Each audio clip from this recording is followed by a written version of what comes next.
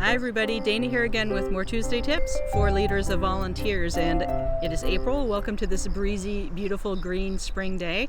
And April is Global Volunteering Month and also contains Earth Day, which you might have heard about.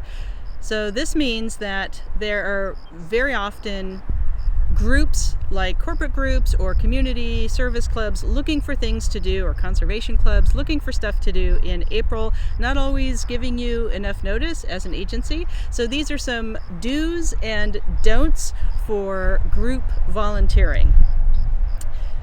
Do have something up your sleeve or on the back burner if you prefer that metaphor. If you have any capacity whatsoever, if it aligns at all with your agency mission to host a group, then have an opportunity ready and know exactly how many people for how many hours doing what kind of stuff is going to be a good fit for a group that might be calling you for an Earth Day thing or a Global Volunteering Month thing, or just randomly and not quite giving enough time.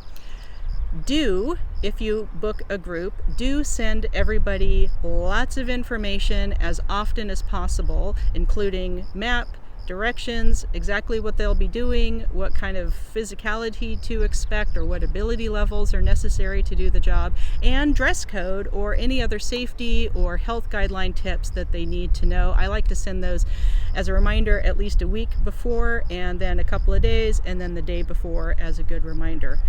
Do try to set up one person as the point of contact for the group, and hopefully, depending on the group or the corporation, they are a pretty direct communication to the team. I've been frustrated many times in my career with having 2 or 3 points of contact and nobody's really conveying the information to people who are going to show up that day, and that really ends up wasting everybody's time and causing some frustration, which we never want to do.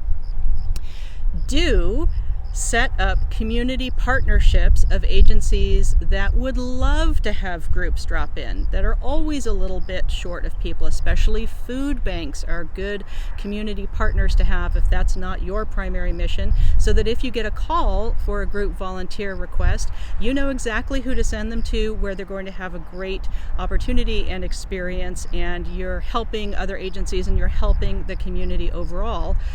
Do create a fantastic customer service experience for anyone calling for any volunteer opportunity, but especially if a potential corporate sponsor or a faith group or community service club is contacting your agency for the first time.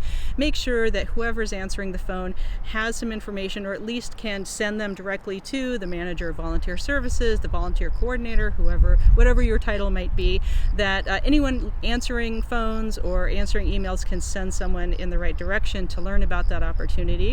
We do want to encourage people to volunteer more than 1 day or 1 week or 1 month of volunteering. And do always keep in mind and I'm going to keep repeating these because they're so useful, the 3 C's of happy volunteering or happy teams. Think about the group and the agencies, their comfort, the convenience of the opportunity, and how you can, even in a short amount of time of a few hours or a day of work, how you can create connection with individual members of that group and let them know that there are other kinds of volunteer roles that may also fit. If you are not the kind of agency that can ever possibly host a group, that's fine. Don't create busy work.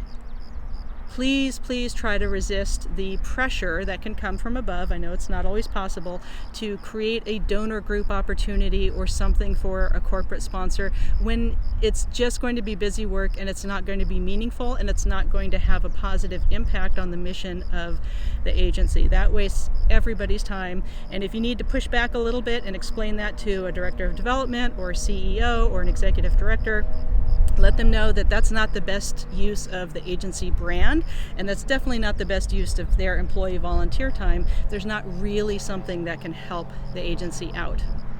Do set and meet expectations, and do have some flexibility for the opportunity. If you're doing something outdoors, you might get rained out. There might be too hot weather. It could be that not enough people show up to finish the work you had planned for the day. That's okay.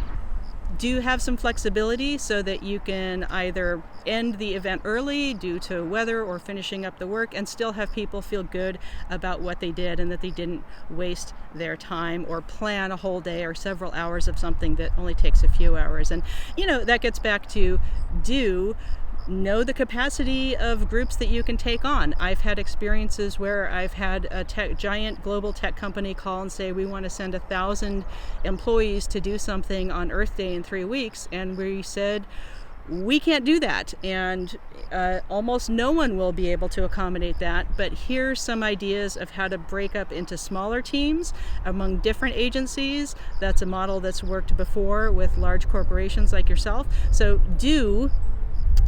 feel like you can draw that boundary and say no when it's not a good fit.